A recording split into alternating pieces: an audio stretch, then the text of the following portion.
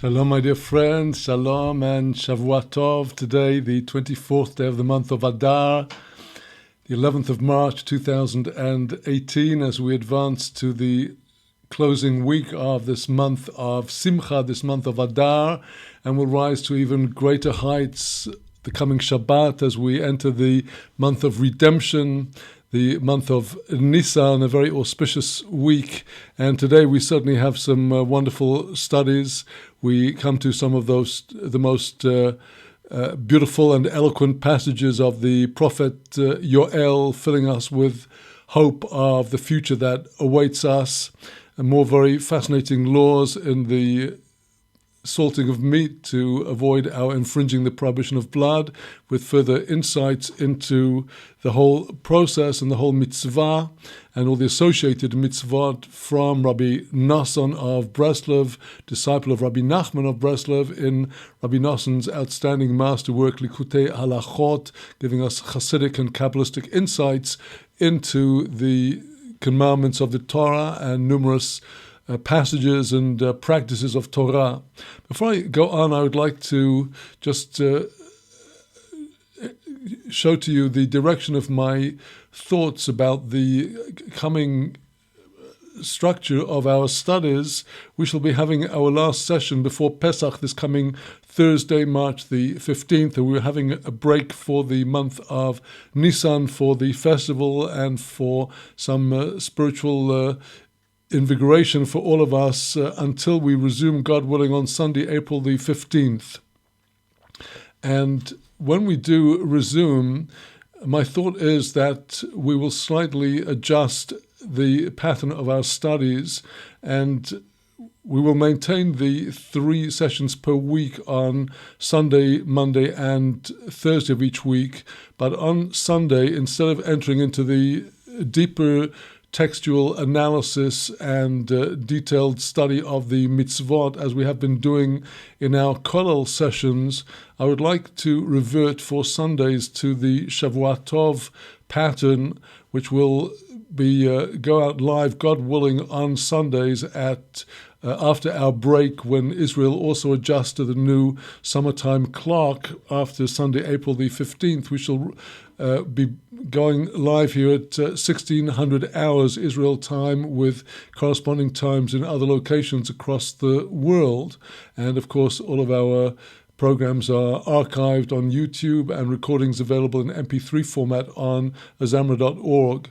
So the Sunday Shavua Tov format would be a discussion more devoted to the parasha of the week, to coming days of note in the Torah calendar, and to any points of special interest, either in the world of current affairs and how they relate to our prophecies and our future, with also, God willing, some more detailed learning in the Torah of Rabbi Nachman each week on Sundays as part of that Sunday session. Therefore, on Sundays, the Shavua Tov format on the comments on the weekly portion, on coming days of note, and some studies from Rabbi Nachman. I particularly like to expand on the subject of the Gerim, which is one that Rabbi Nachman addresses in many places in his masterwork, Likutei Moharan. And I do believe that the wider world needs to know and assimilate these amazing teachings that Rabbi Nachman has to offer us. So if any of our regular watchers and listeners do have any comments on this projected program for the future, on Mondays and Thursdays after the break, we would be pursuing our Hebrew studies of the prophets and our studies of the Halachot, and branching out into Chassidut as we have been doing. And I hope in the course of the coming months to cover both the laws of the salting of meat for kashering from blood, but also to venture into the laws of the separation of meat and milk and other laws of kashrut, examining them under the same fine magnifying glass. So please do let me have your comments on that either in the online Bet Midrash or by email through the azamra.org contact form for email contact with me. And please do share your thoughts with me. I do have more limited time at the moment owing to my leading the synagogue prayers 3 times each weekday for the elevation of the soul of my late mother, Aleh Shalom, as well as quite extensive learning each day, which I do also as part of my routine besides maintaining a Zamra.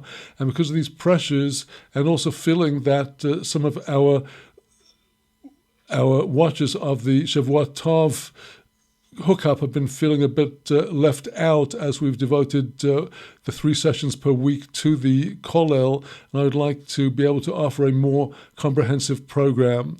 So with that, let us get down to today's learning of the prophet Yoel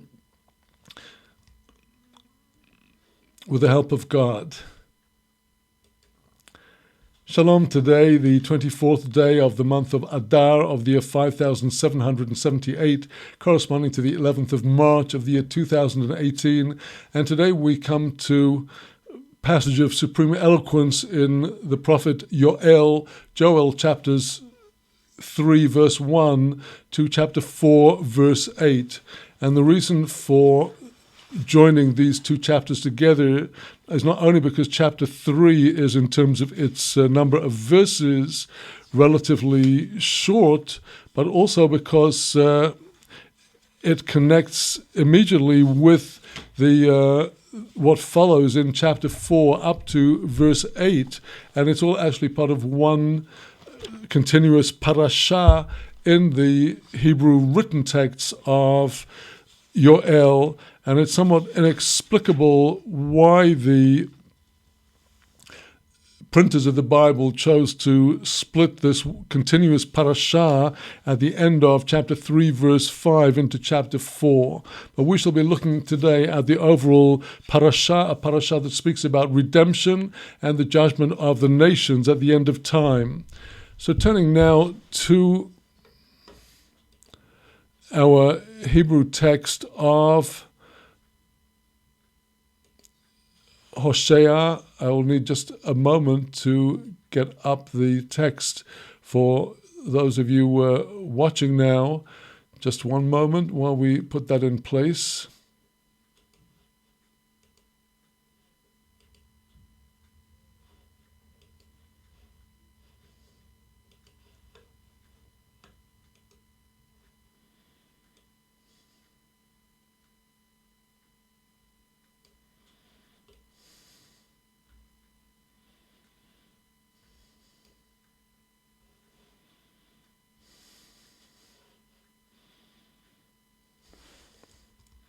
We're almost there. Just one moment, please.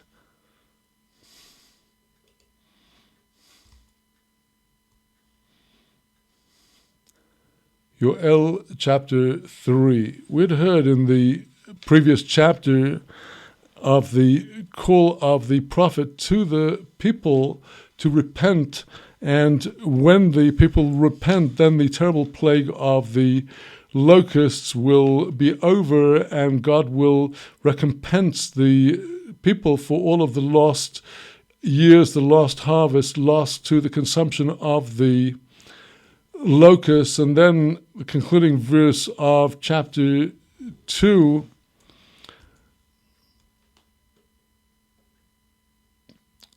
and you shall know that I, God, am in the midst of Israel, I, the Lord your God, there is none other, and my people shall no longer be ashamed forever.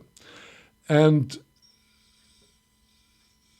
after the overcoming of the plague of locusts, we hear about the wonderful time of prophetic spirit that will descend into the world. The Hebrew text of Joel chapter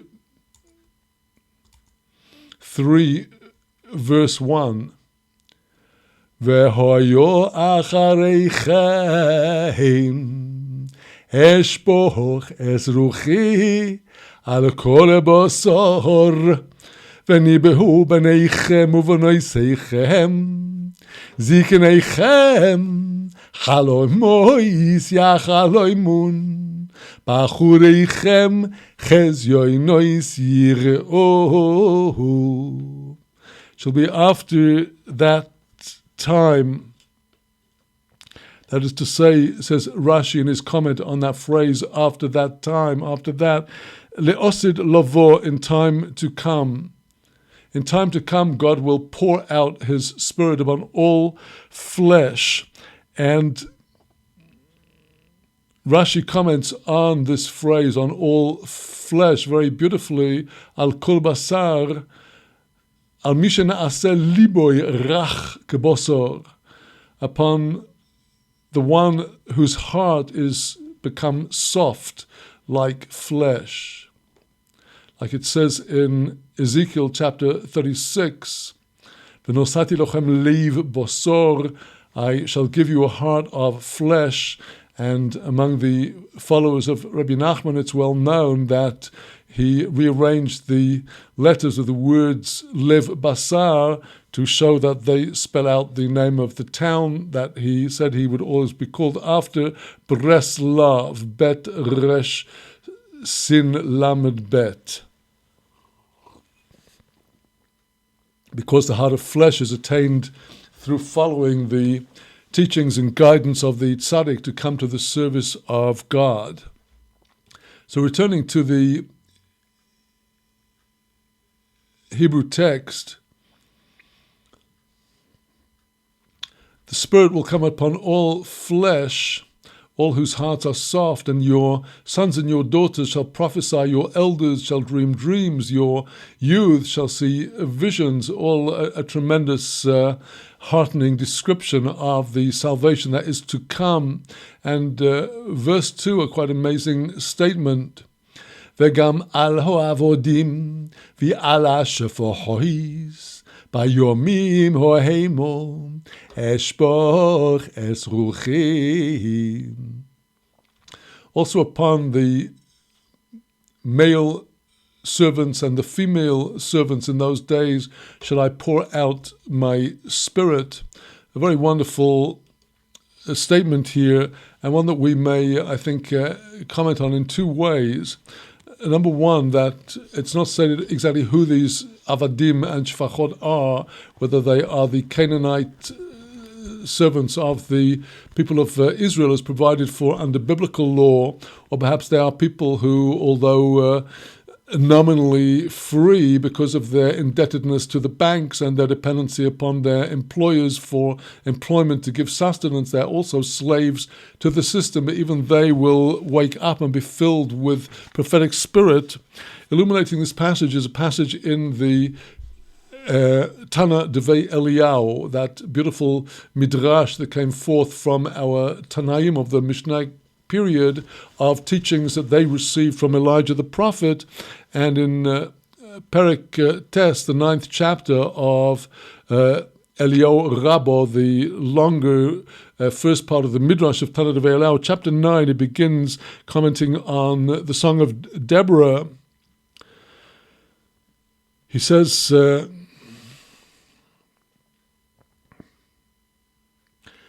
I testify, I bring to witness upon me the heavens and the earth, whether it be Yisrael or Oved Kochavim, whether it be an Israelite or one of the pagan nations, Bein Isha, be it a man or a woman, Bein Eved uvein Shifcho, be it a slave or a male servant, a male slave, Eved, or a Shifcho, a female, a maid servant, Hakol lefi amaise shehu oseh. It is all according to the deeds that he does.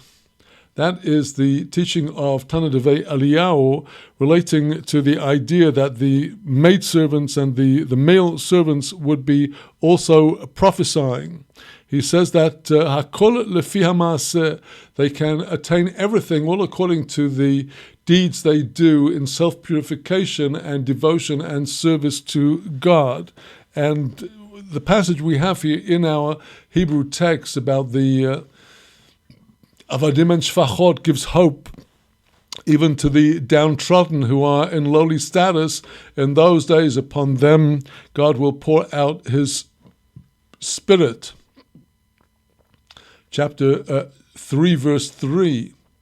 V'nosati moifesim b'shomayim u'v'haaretz dom v'oish v'sima roisoshan.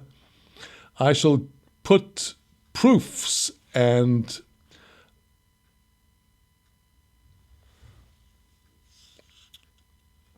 signs in the heavens and on the earth, and those signs will be blood and fire and columns of smoke.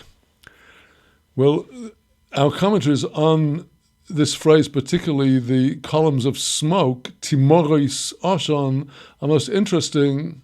Let us actually turn to the commentary of Radak on these verses, which I would like to read to you.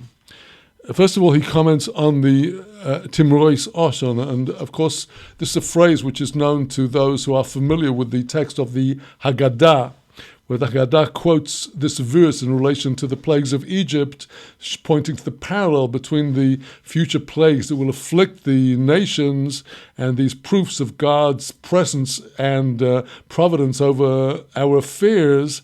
But says the Radak, at that time, that is to say in the future, I shall give my proofs and signs of what is to come.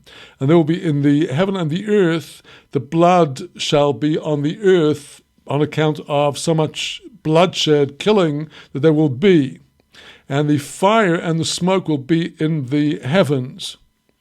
And that is to say there will be lightning, and they will burn up the earth as they fall, and from the conflagration will rise smoke. And this will be a sign of the coming Magefah, the coming a plague that will afflict all of those nations that come with Gog and Magog against Jerusalem. These are the words of Radak on our verse, Rabbi David Kimche. And he explains the phrase V'similos Oshan. These are columns of smoke, and because the tamar, which is the root of the word tamarot, the tamar, the date palm, is a tall tree, and it is rises up straight and even. And of course, it at the top, the foliage branches out, the palm leaves. He says, because of this, the sign will appear to be high and direct, and that's why it speaks about the Hebrew, the Timoris Oshan, like palm trees of smoke. And we find the same phrase in the words of our sages in the Talmud. And there is, for example, in the temple, in the ingredients of the temple incense, one of the ingredients is not mentioned in the Torah. It's not one of the spices, but it's called male ashan, which is a secret ingredient that was known to one of the priestly houses who used to manufacture the incense, and the purpose of this male oshan, the thing that brings up the smoke, was to ensure that when the incense was lighted, the smoke would rise up like a column and then expand above. Well, to me, one of the images that comes to mind is actually the nuclear mushroom that we've seen images of in the depictions of Hiroshima and Nagasaki and all of the nightmare scenarios of nuclear war.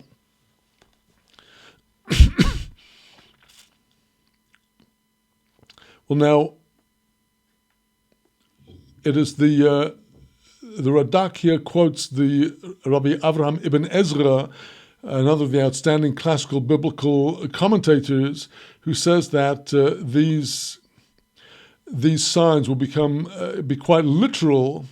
They will come about quite literally, and he says that the eclipses that will occur will be signs of the coming day of the Lord, and that is the day of the plague of the forces of Gog and Magog and all the nations that are with them. And these signs will be signs over this matter. And later on, we shall see that in the following verse, the darkening of the sun and of the blood of the moon, all this, according to Ibn Ezra, is something that touches very much on our times, when we've seen the successive eclipses and blood moons and all that in our times, literally, with all the amazing events that are going on in the world today, upsetting everybody's earlier held paradigms. Now, Radak also brings the Rambam, Rabbi Moshe ben Maimon, that these are to be taken more as mashal, as parable and homily over the troubles that will come to the nations at that time. And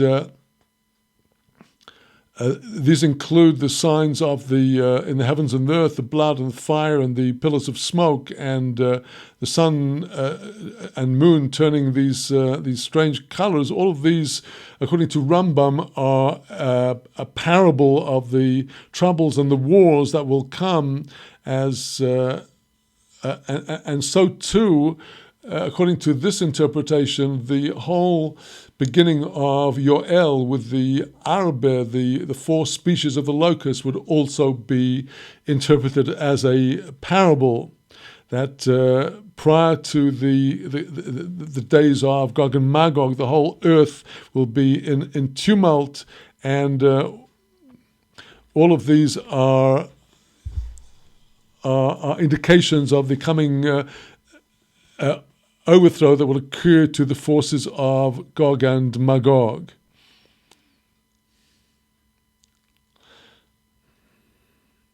To continue then with our Hebrew text,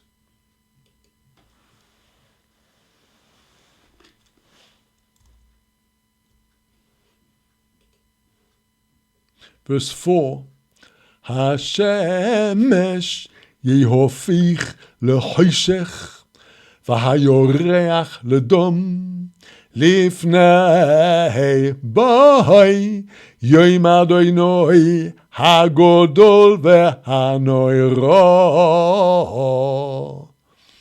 The sun shall turn to darkness and the moon to blood before the coming of the day of the Lord, that great and awesome day. And here, encouragement to all of us who have come to our way of Torah, verse 5. Ve'hoyo kol asher yikro b'shem Adonai yimoleit ki b'hare Tzion u'b'Yerushalayim tehye feleito כאשר אומר אדוני ובשרידים אשר אדוני קורא. All who will call on the name of the Lord shall be saved. Tremendous encouragement to all of us here, that if we turn sincerely with all of our hearts, then God will save us. He will turn to us. He will have compassion upon us.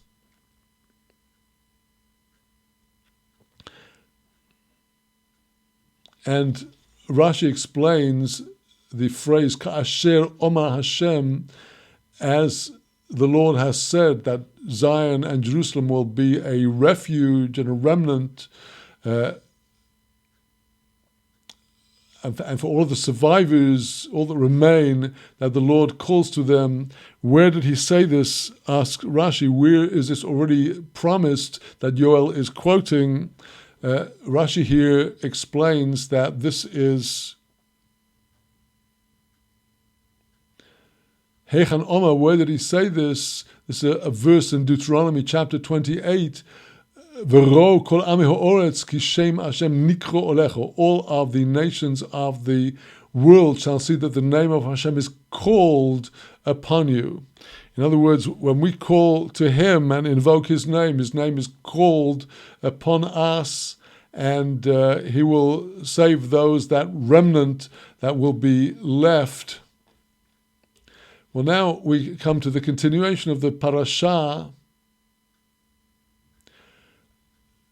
continuously into chapter 4, verse 1.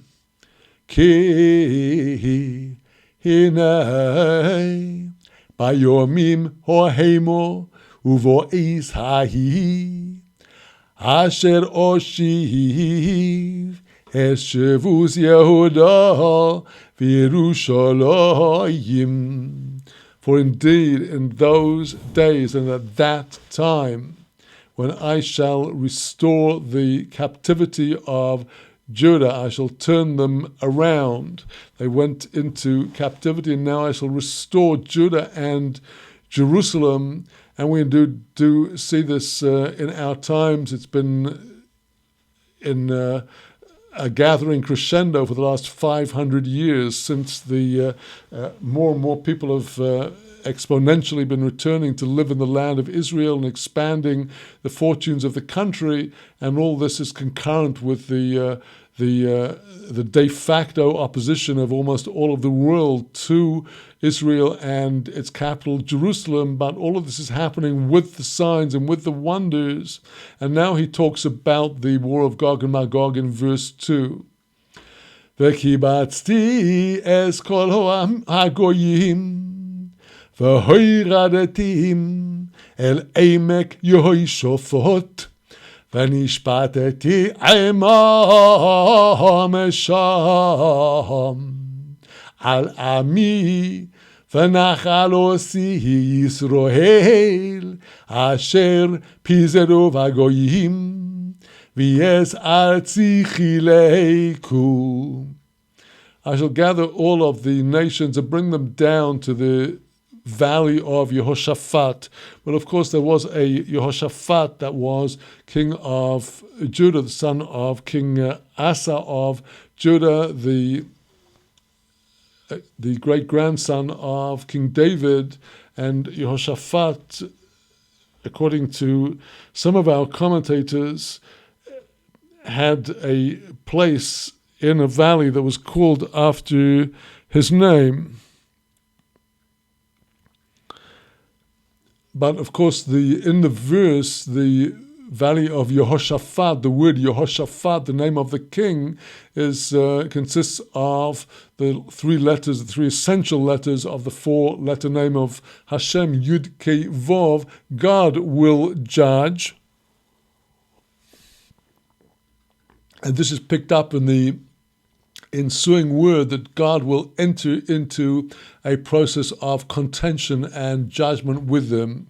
V'nishpatati is a very interesting grammatical form. It's a nif'al, as if God himself is being subjected to this judgment. They're appearing forth in front of him and submitting him to this process of judgment over my people, over God's people.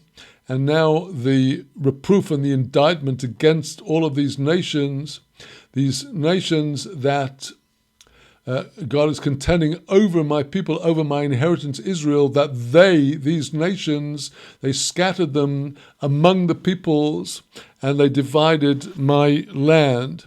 Well, we today need no great commentaries to understand how the land has been divided successively by, particularly since the colonial powers in the early 20th century divided up the whole of the Middle East and apportioned it. They called this Syria, that they called Jordan, that they called something else, and it's all artificial boundaries. And of course, we've seen the partition wall been built right down the spine of the Holy Land, bang in the middle. We've seen a constant succession of plans to divide the land against the different parties, and God will be bringing all of the nations into judgment for all of this violation of God's will in the Torah. Verse 3, V'elami yadu goyrol, ויתנו הילד בזוינו, והילדו מוכרו ויין וישתו. Well, here's a verse that could well be applied to what happened to us to our people in the time of the Holocaust, as well as in countless previous oppressions and persecutions. We find stories in our kinot of Tisha B'Av, of the taking of Israeli boys and girls into captivity, and they're being sold into slavery under the most demeaning of circumstances. And indeed, the Jewish people were sold and bargained away during the terrible Holocaust period and in other periods. So we see here all of this alluded to in our text in this long, protracted war of Gog and Magog. Just momentarily to go back to verse 2 and a little more on this valley of Yehoshaphat. Rashi, in his commentary on verse 2, draws out that concept of the din, the judgment. Ered imom be'oimek hadin. I shall descend with them into the very depths of the law. We shall go and investigate thoroughly what is the meaning of all of these United Nations resolutions and all of these condemnations and all of the boycott and divestment and other torments. Yehoshaphat Mishpatei Ko, the name of the valley, Yehoshaphat, is on account of their being judged the judgments of God. And now, mocking the nations in the ensuing verse 4,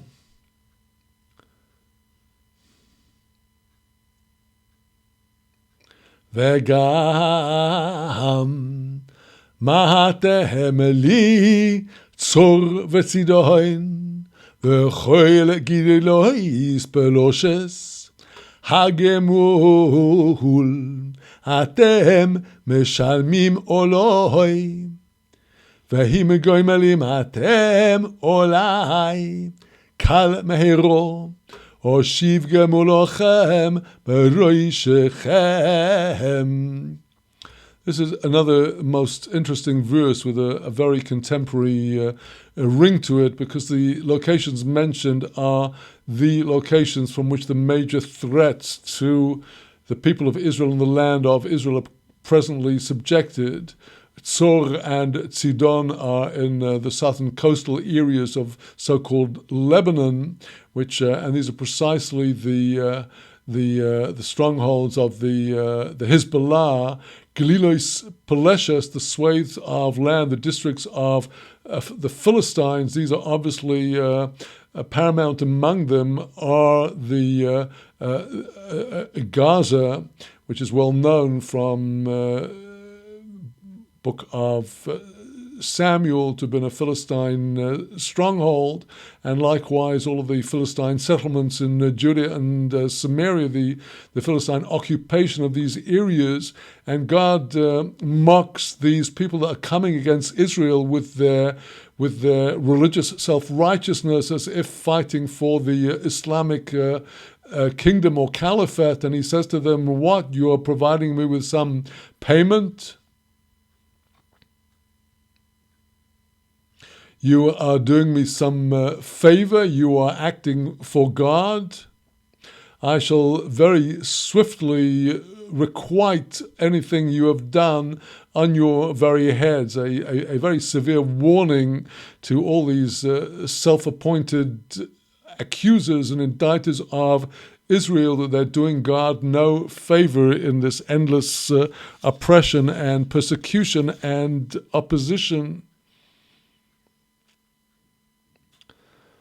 Well, Rashi relates the issue of the repayment to an incident that is mentioned in the book of Kings, in first book of Kings, chapter 9, there was, as we know, a very close friendship between Hiram, king of Tsur, and both King David in his lifetime and King David's son Solomon. And we see there in the book of Kings, 1 Kings chapter 9, how Solomon gave cities to Hiram. Not only did he help Solomon build the temple by providing the timbers, but Solomon indeed gave Hiram these cities in the north of Israel, and these 20 cities. So is this the repayment that you give on account of Solomon having given you this foothold in the land of Israel? Well, continuing with the indictment of the nations, and it is known from our commentators that the city of Tzor, not only is it the physical city of Tyre in Lebanon, but it's also an emblematic of Edom at the end of time.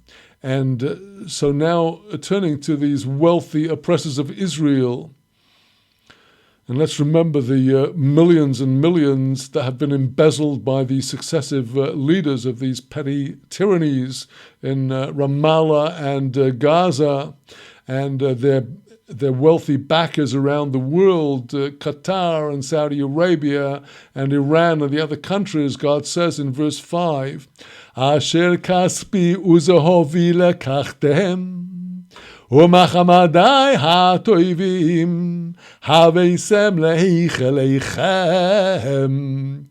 You've taken my silver and my gold. It's known that the Babylonians plundered the temple treasures, and the Romans plundered the temple treasures, their silver and their gold, and their delightful treasures taken off to the palaces of those oppressors, and at the same time they sold us up down the line. Verse 6, ובני יהודה ובני ירושלים מכרתם לפני היוונים למען הרחיקום מעל גבולם.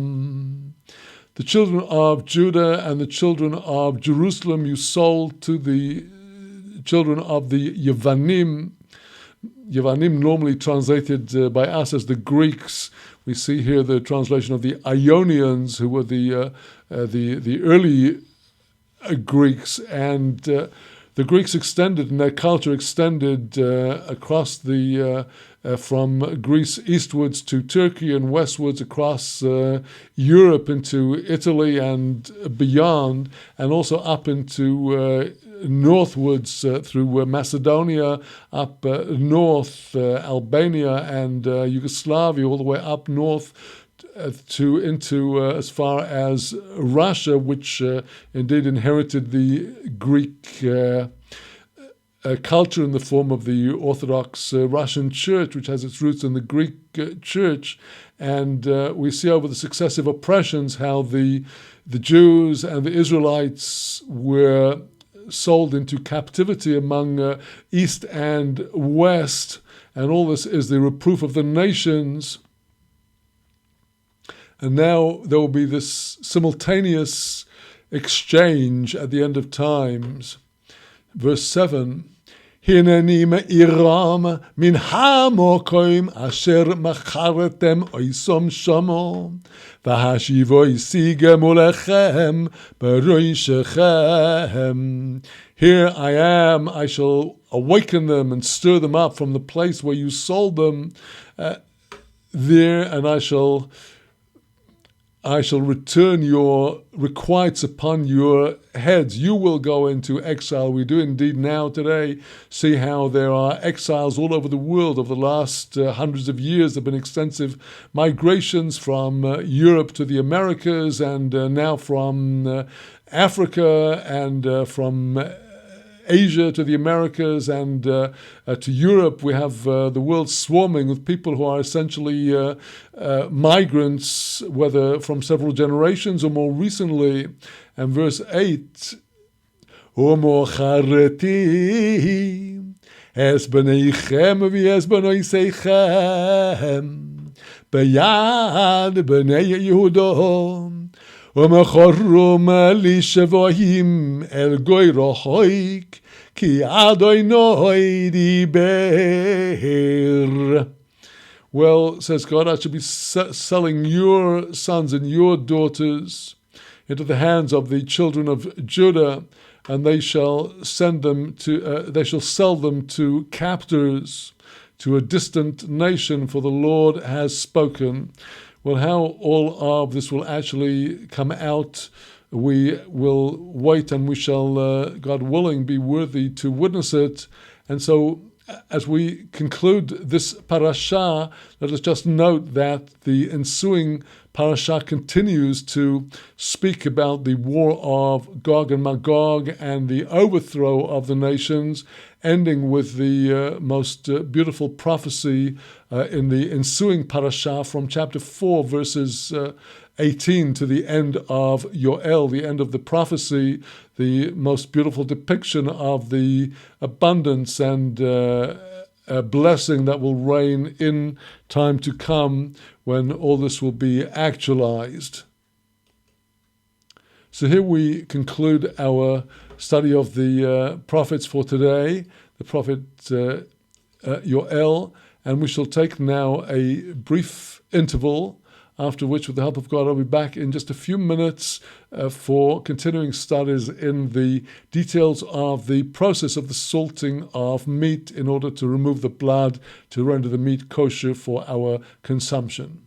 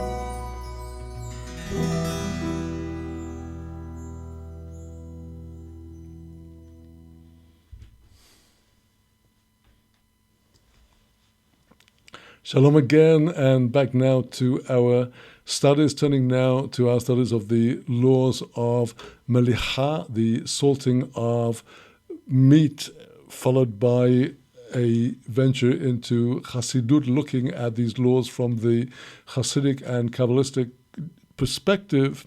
And today we begin the third section of the work by the late Rabbi Aaron Pfeiffer, the Rosh Kollel of Johannesburg, in his work Kitzur Shulchan Aruch al Hilchos Dam Melicho Utzliya, the concise laws of the prohibition of blood, the salting and roasting of meat. And now we come to the actual salting process. In section 3, the first chapter, we shall look at one point that we have to note after the previous part of the procedure, which was the rinsing and or soaking of the meat in water. And of course, after the rinsing and soaking, the meat will be wet. And the law is that we have to leave the meat after the rinsing and soaking before the salting in order in order for the salt to have its proper effect upon the meat.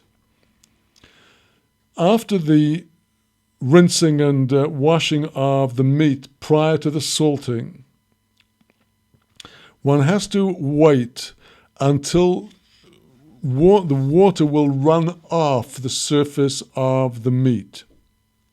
We don't want the meat to have little pools and drops of water all over. We want the water as far as possible to run off the meat. And the reason for this is that if there were too much water on the meat, the water will melt the salt that is going to be applied to the surface of the meat, as we shall be hearing presently. And there is a simple rule that when salt has been diluted with water, it's no longer salt. It's called salt water. And salt water does not have the power at all to draw blood out of the meat. It's only the dry salt itself, as we shall presently elaborate. Well, how long do you have to wait for all the water to run off the meat after the rinsing before the salting? That depends actually on the kind of salt that is going to be used to salt this meat. And we shall hear about 3 different basic grades of salt, all of which are different because of their relative coarseness or fineness. For example, if one is going to salt the meat with a very coarse salt, which will have large grains of salt, then it's sufficient if one only waits a short while. And indeed, there are some authorities that say that if the salt is coarse, there's no need to wait at all, because the salt is coarse, the water will, in any case, any water left on the meat would not melt the salt. Now, if the salt was an intermediate salt, which is like sand, coarse sand, as we shall be elaborating on later on, then one needs to wait a little after the end of the rinsing process so that there will not be too much water on the meat. Now, a third category of salt would be a very fine salt. If the person is going to use a very fine salt for the salting process, then one has to wait a longer time for the water to run off the surface of the meat after the rinsing, until there will be no longer any water on the meat, only a very slight dampness on the meat. The meat will be very slightly moist, but with not visible water, because if the salt was very fine, it will very quickly get diluted and it will get dissolved by the water. Now, what would happen if the person did not wait after the rinsing, but went directly to salt the meat with the meat still dripping in water? Well, now, if the person could see that the salt got dissolved immediately when they put it on the meat, it's quite clear and obvious that even after the salt was applied, this salting will not be effective at all because the salt is diluted. And that will be the same as salting the meat with salt water. And that not only will that not kosher the meat, but it will actually very likely to render the meat forbidden. So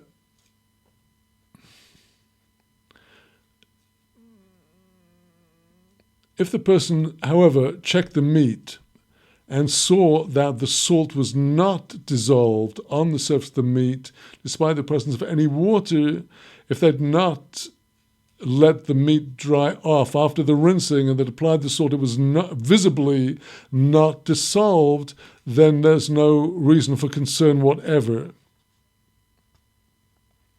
So these are the cases where the person rinsed the meat and went straight to apply the salt without allowing the water to run off the meat. But they took a look, and we've just seen what happened if they looked and they saw the salt was dissolved or they saw the salt had not been dissolved. Well, now we look at another possibility, and that is where the person not only did not wait after the rinsing before salting the meat, but they didn't even look and check to see if the salt was diluted or not.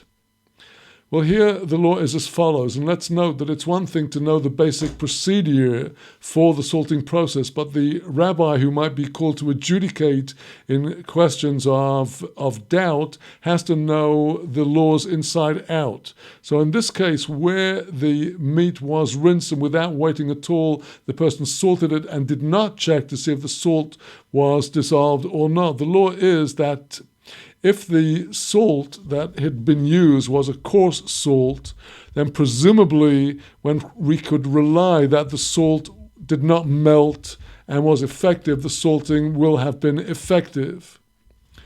If the salt was an intermediate grain salt, there is some doubt in the matter, and therefore if the person had not yet cooked the meat, what they should do is rinse off the salt that was applied and now apply the salt according to the correct halachah after the meat has been allowed to have the water run off after the rinsing.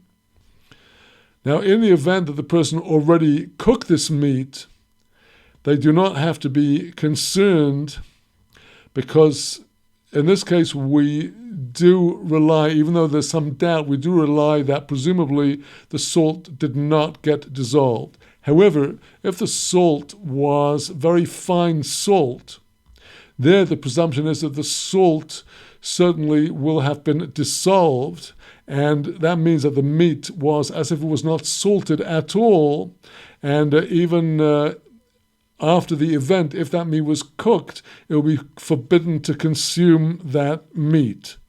That will be asur, forbidden.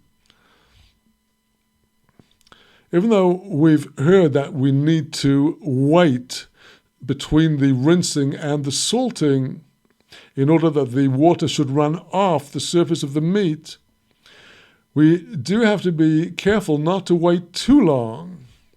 Because if the person is going to wait too long until the surface of the meat is entirely dry of all water and there's not even a bit of moisture on the surface of the meat, then in this case the salt will not dissolve at all, and the salt will not have the power to draw out the blood from the meat.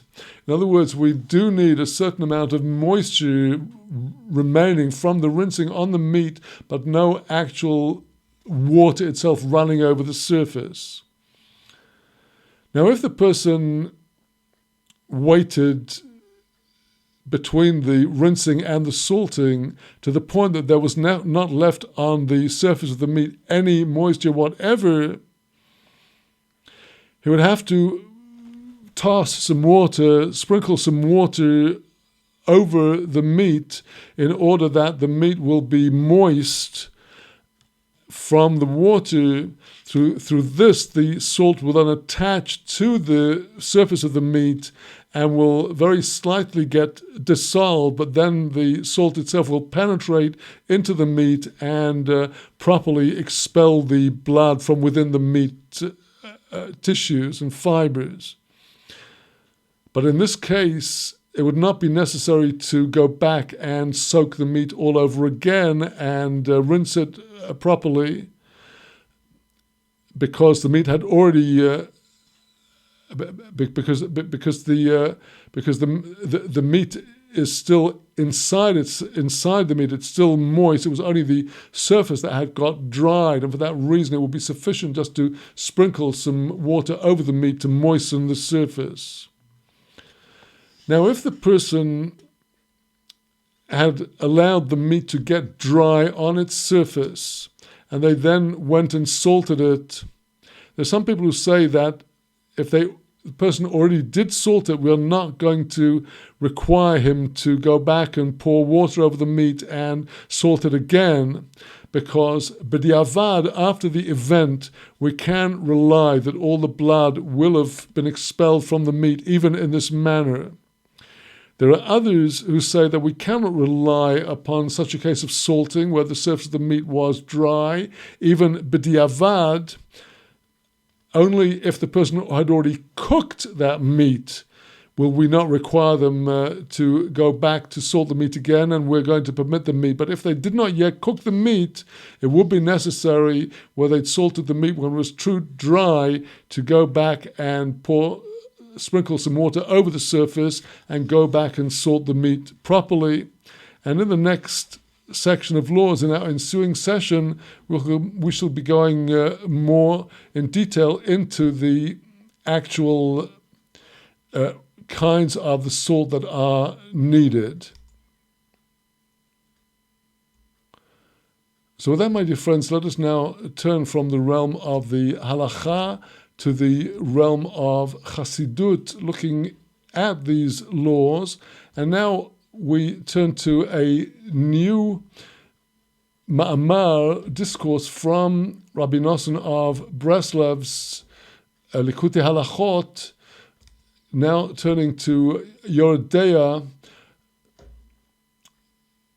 the laws of blood itself, as opposed to the earlier section which spoke about the laws of forbidden fat and blood, chilev and dam. Here we now address the prohibition of blood, and we come to the ninth section of this discourse, which follows a very extensive digression in which Rabbi Nosson looks at many related subjects, but we shall zoom into the specific subject of the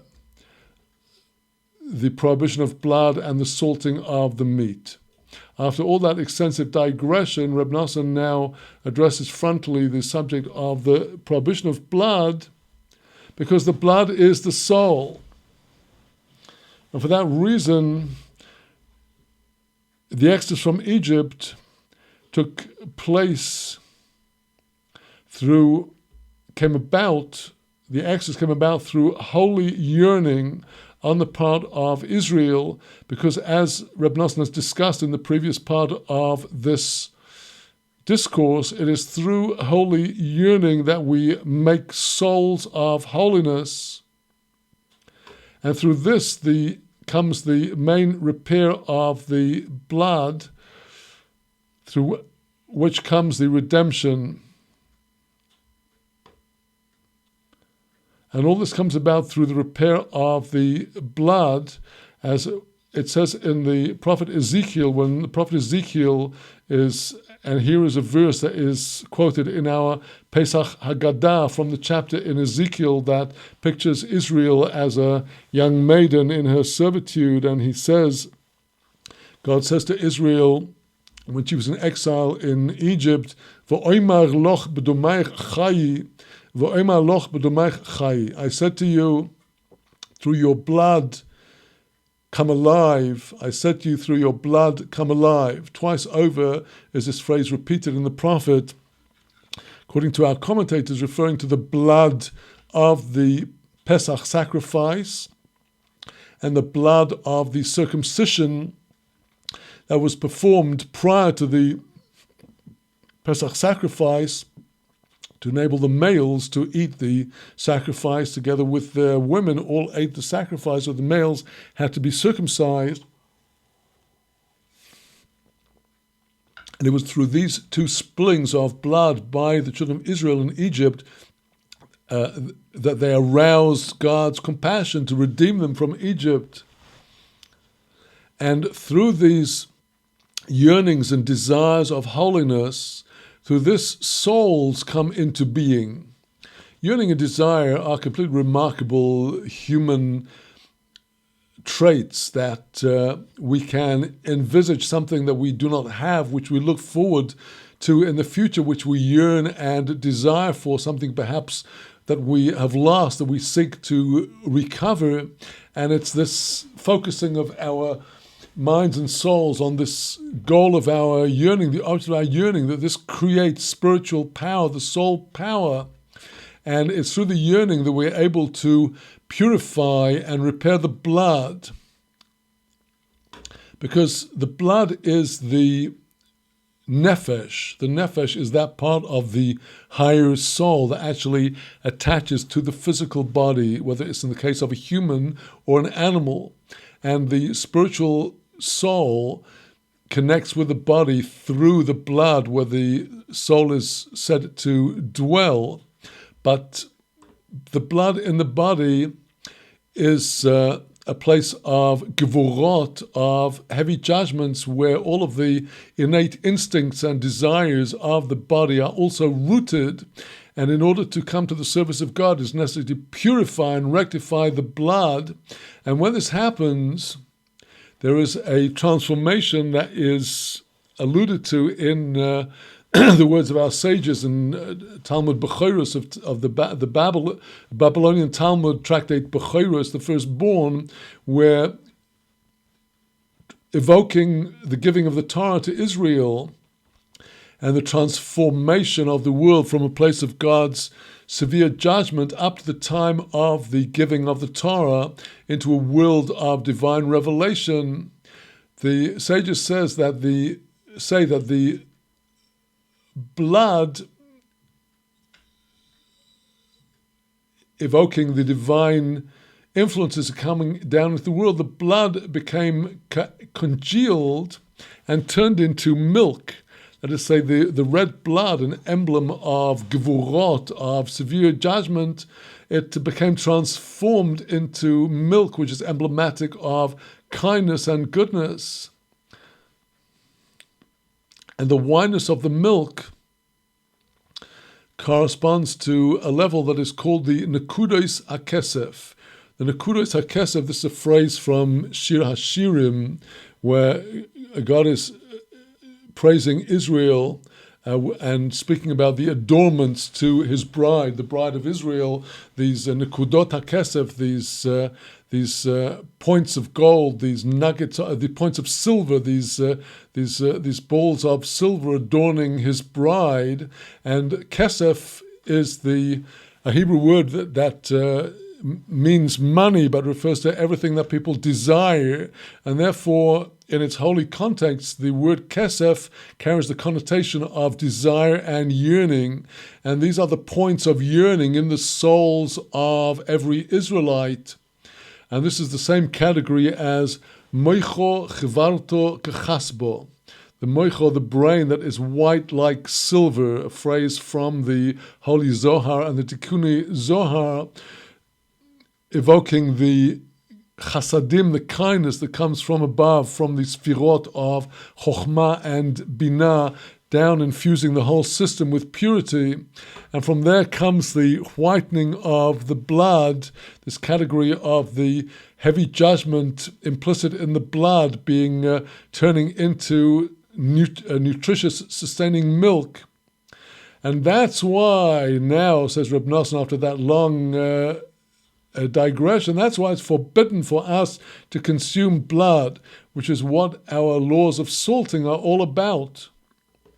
Because it's in the blood that is the animal soul, which is the lower the lowest level of the entire spiritual soul. There's the neshama, the ruach, and the nefesh. And the nefesh has two aspects: its holy aspect and its unholy aspect. And in the blood is rooted the animal aspect of the nefesh, which we cannot eat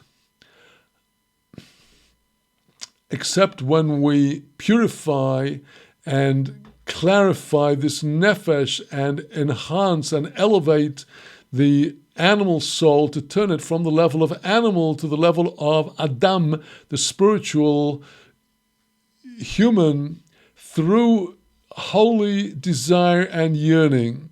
It's this that turns us into real spiritual souls, that we develop and allow to come forth our desires of holiness, particularly through the words of Itbodedut, our words of prayer to God, when we give expression to our desires and yearning in the words of our Itbodedut prayers. For through this, when we give expression to our yearnings, the letters and the good points, they become joined together in partnership. And here is the aspect of the joining and coupling of the souls to produce fruits and offspring. And through this coupling and pairing of the souls, where the person begins to reorganize their holy personality and develop a new game plan for themselves, it's through this that the blood is congealed and turns into a nutritious milk. And that is how the blood is purified and clarified, and out of it comes milk. This we see in the process of the animal, where the blood of the animal itself is forbidden for consumption, but when the blood passes through the glands of the cow or the sheep, there the bloods become purified and permitted for consumption. And in a parallel way, through our giving expression to our yearnings and longings on the spiritual plane, we are able to transcend and elevate our nefesh and rise above our physical lusts and desires. For the main repair of the eating in holiness of the children of Israel, here Reb Nosson is going to teach us about how we ideally should eat, certainly at our Shabbat tables and at Sudah Shel Mitzvah, how to eat in holiness, and indeed for the tzaddik that eats for the satisfaction of his soul, to the repair of consumption of holiness of Israel is precisely through the yearnings of holiness. It's through these yearnings, when we yearn for God, that souls are made. And then when we experience and develop this yearning for holiness at the time of our consumption of food, at the time when we make our blessings to God over our food, and when we carefully chew and taste and delight in our food and swallow, all the time our minds and souls should be focused on our desire to serve God with the energy and the sparks in this food. And through this, we are worthy that all of the eating becomes in the same category as eating the showbread of the temple, the lechem aponim, which is an aspect of a complete repair of holy eating, how the priests would eat the bread that was set on the table before the Lord in the sanctuary, and so too on our humble table in our homes, when we eat our food in this manner with our minds and souls focused on releasing the soul powers through our yearning, we are, as it were, consuming the sacrifice of God on the altar, which is our table.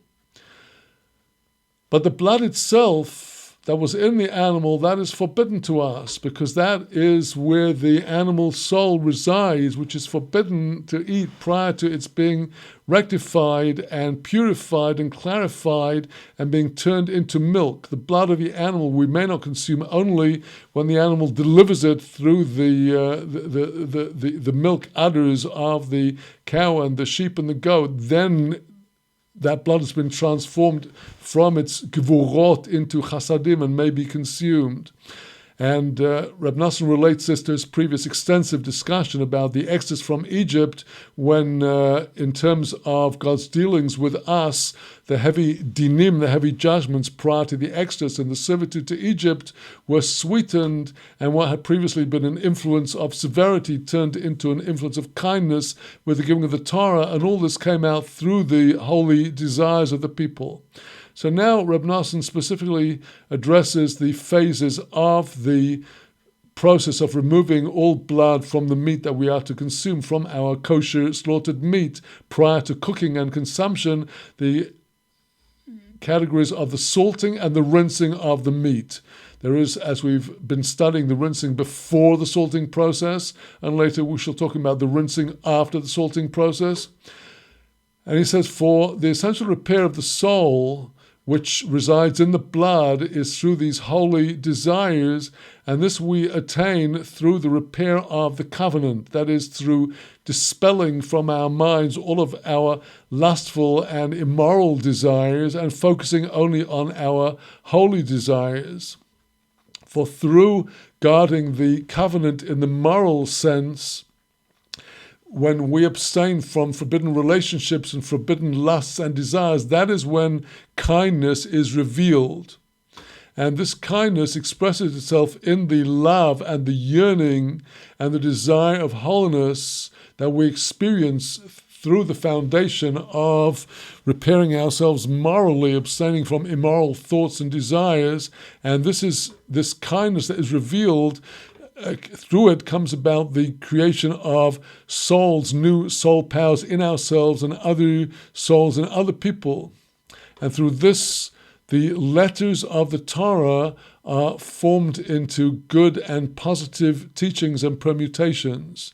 All of that is discussed in Rabbi Nachman's teaching, upon which this discourse of Rabbi Nosson is based. And now Rabbi Nosson goes on to say that this is where the salting comes into the kashering of the meat, because the aspect of shmirat habrit, the observance of the covenant, the expulsion of all immoral desires and lust, that is the salt. The covenant is the category of the salt, as we see written explicitly in Leviticus and the Torah, where there is a covenant of salt, an eternal covenant of salt, which was struck by God with Israel over the sacrifices on the temple altar, and we always have salt on our table, and now we are discussing the salting of the meat. It's through this covenant of salt that a person is called righteous, because the expression tzaddik refers to the one that purifies himself or herself morally, abstaining from immoral thoughts and behaviors.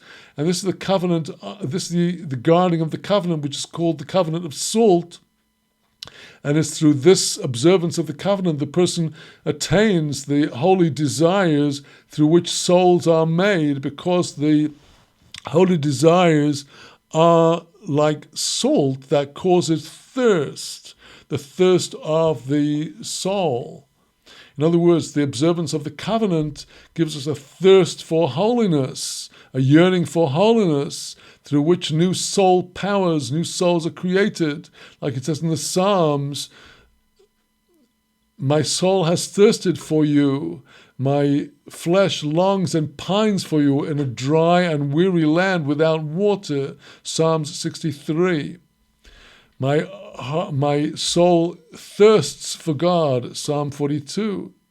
And that's why, through the application of the salt to the meat, both actually in the case of the physical meat, and through the application of the salt of the covenant in our kashering of our inner souls and personalities, through the salt, which is the covenant of salt, the observance of the covenant, the thirst of the soul, which brings to holy yearning, through this we are able to repair and purify the meat and the flesh from the animal blood, which is the seat of the animal soul, which comes forth in unholy desires and unholy lust, the lust of the other side. For through the salt, which is the aspect of shmirat habrit, the observance of the covenant, we are worthy to holy yearning, which is the thirst of the soul for God.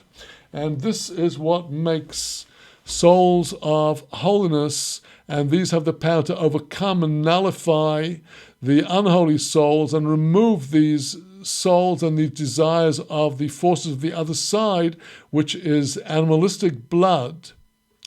Because the tzaddik, when we incorporate the teachings of the tzaddik, the guidance of the tzaddik into our lives and into our daily routine, follow his teachings about our prayers to God and our studies, this is itself the covenant of salt that expels all the bad blood from in our personalities, those being the evil souls, the bad desires. For through the covenant of salt, we are worthy to holy yearnings, the thirst of the soul for Hashem, through which are made souls of holiness. So we see here Reb Noson's way of joining the levels together. He's talking about the salting of literal meat, but it becomes a parable and a metaphor for the application of the salt of the teachings of the tzaddik to our personalities, the meat and the flesh of our hearts, to turn from the heart of stone to the heart of flesh, to soften and to remove the animal blood and let it come forth through this purification process into yearnings for God Almighty in the service of God. With that, my dear friends, we come to the conclusion of our studies today, and God willing, I shall be back tomorrow for the conclusion of our study of the prophecy of Yoel and for the next step in our studies of these laws of salting and the insights of Reb Noson of Breslov into these laws from the Kabbalistic and Hasidic point of view. Please do respond to me to the matter I put to you at the very beginning of today's meeting about my plans for after our resumption of studies after the Pesach break, which begins after this Thursday and will resume, God willing, on Sunday, April the 15th, that in future, after the break, our Sunday sessions will revert to the format of Shavuot Tov, with discussion about the weekly parasha, days of note in the calendar, and other timely matters, including studies from Rabbi Nachman. And on Mondays and Thursdays, we shall continue with our Kollel studies with the analysis of the Hebrew texts of the prophets and our analysis in detail of the laws of Shulchan Aruch and Hasidic commentary on them. Please do get back to me either through the chat or through the email. I do look forward to your feedback. And with that, my dear friends, I wish you from Yerushalayim, Shavuot Tov, Mvorach, a good and blessed week, and as we prepare for the auspicious Rosh Chodesh Nisan, this coming Shabbat, Friday night, and Saturday to inaugurate the month of redemption, may we have a ever continuing ascent to higher and higher levels of devotion to our God, our King, and our Master. Shalom from the holy city of Jerusalem, Yerushalayim, Ir HaKodesh.